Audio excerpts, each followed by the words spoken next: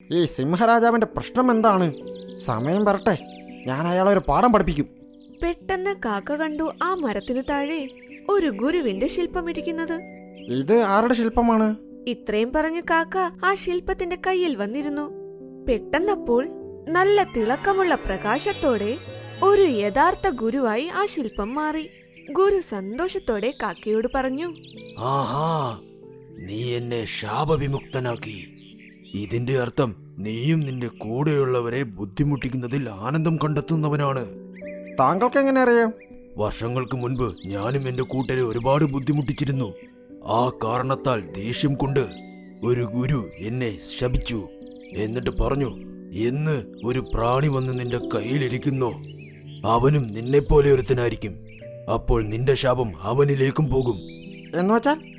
എന്നുവെച്ചാൽ ഇത്, നീ എവിടെയെല്ലാം പോയി ഇരിക്കുന്നോ, നിന്റെ ചുണ്ടുകൊണ്ട് നീ എവിടെയൊക്കെ സ്പർശിക്കുന്നോ അതെല്ലാം കല്ലായി മാറും.